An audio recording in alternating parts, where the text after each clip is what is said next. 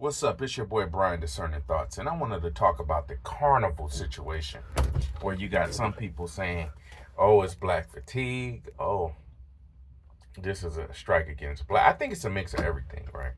You got a lot of black people that agree with it, you got a lot of black people that disagree with it. Well, here's my thing.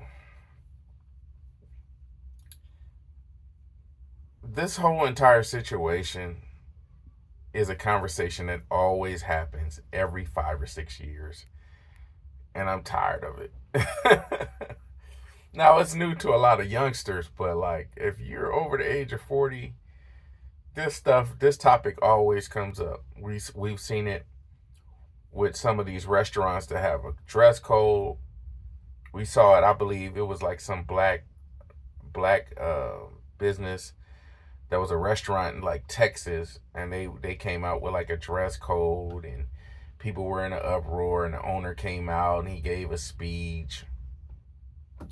This type of stuff happens like every 4 or 5 years. So Carnival is pretty much saying, look, we don't want to have any kind of uh N-word type of they didn't say the N-word, but they with the stuff that they were describing, like the mini boom boxes, them stepping away from hip hop. I think that's a big one. I think that's the only one I was kind of like, them straying away from hip hop, them putting a curfew on kids that's under 18, under after 1 a.m. What was some of the other stuff? No Mary Jane usage. So most of this stuff is like, come on, you know who this is aimed after. We saw this stuff with the Lucky Strike bowling. They were implementing a dress code, and this is where it gets tricky with me. People talk about black fatigue. America, our entire existence in America has been black fatigue. What do you mean, black fatigue? People, our entire existence in America has been black fatigue. People have been tired of it. They don't want to hear what we have to say. So a lot of black people who push this black fatigue that are conservatives, it's like, okay, this is nothing new. Most people are irritated or annoyed by black people. So we are tolerated, but not celebrated. In other words, you get what I'm trying to say. Most people will tolerate us, but they don't really mess with us like that. So when I see these things happening, where it's like, oh, let's do this, let's do that, you got to be a little bit cautious, because it starts off like that, and then they start adding more and more stuff. Because, for example, like the example I used with Lucky Strike, it started off being just a dress code thing. And then you start to notice, well, I'm following the dress code. Why is this person not following the dress code, and they're in there and I'm not? So it starts to become one of these things where it's like it starts getting selective. They're very selective. They're very selective with one group, but not selective with the other group. So this is nothing new. This is something that I've always seen, but it's no different than if you go to a liquor store and you're like, oh, okay. You walk around the liquor store and the liquor store says, from this day forward, we're not selling any White Russian wraps, any kind of cigar wraps. We're not selling those. We're not selling Hennessy. We're not selling Coke 45. We're not selling 211 Steel Reserve. We're not selling King Cobra. We're not selling any of these products. Why? We're just moving in a different direction. They're saying it without saying it. There's a certain crowd that comes with those type of liquors, so there's like, let's separate from that.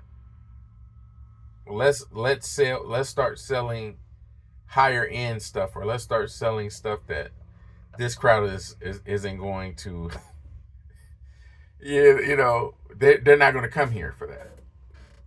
And Carnival for the long time, for the longest period of time, has been like the Walmart of the cruises. Somebody has already said that.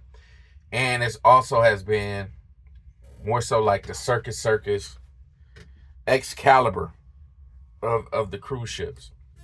It's cool because it's affordable, especially you live in a coastal part of the United States and you have access to go on a cruise. It's very cheap. It's very affordable. For example, I stay on the Pacific part of the United States, so it's very easy for me to get a cruise to go to Mexico. Not that much money, right? Not that much money.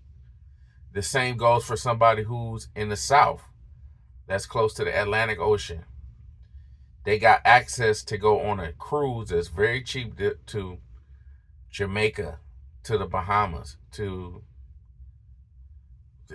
the different islands that are over on that side of the, it's very simple.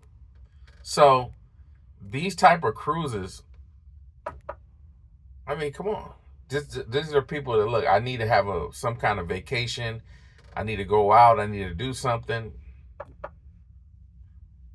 And I remember going on a Carnival cruise ship. I had a good time. I had fun. I really had fun on a Carnival cruise ship. Only thing was awkward was they had this kind of thing where you had to kind of sit together with people that you didn't know. You had to eat next to people that you didn't know, and that was a little bit annoying. But I had a better experience on Carnival than I did with Norwegian. I had more fun on Carnival Cruise. But yeah, the type of stuff that was happening back then, yeah, it was ratchet. It was real ghetto, as they say. But these type of things, I guess they implement this because, look, nobody wants, if your neighbor was sitting outside with a boombox and they were blasting music, if your neighbor was hanging outside, let's just say you stay in an apartment and you're on a balcony and somebody's smoking weed while you're on a balcony, you're not going to be happy. You're not going to be. This is not an experience that you would want to deal with at home. So most people who don't partake in Mary Jane, they're like, man, I don't want to smell that stuff. I don't want to be around that stuff. And some people, they turned off because when people start playing hip hop, people start drinking, it start getting real ratchet. The curfew stuff, that's self-explanatory. I mean, why would a child under the age of 18 be up past 1 a.m.? So, it's much about nothing. This stuff is like, this stuff always happens every couple years. It's like, oh man. But the ones who won't be the people who feel like this is offensive to them, they just won't go. They just won't go on a Carnival cruise, and that's fine, because you might have more people that are older, more reserved, more conservative. It's like, yeah, I'm gonna try out the cruise now. I'm gonna get on a cruise. But this argument is tired, man. Every 4 years, 5 years, something like this happens. Oh, we're changing our policies. We're coming up with a strict dress policy. We're coming up with a new conduct policy. And the conduct policy is clearly aimed to eliminate a certain contingent of people that like it's coded language. So yeah, I mean, what do you guys think? Leave a comment below. Peace.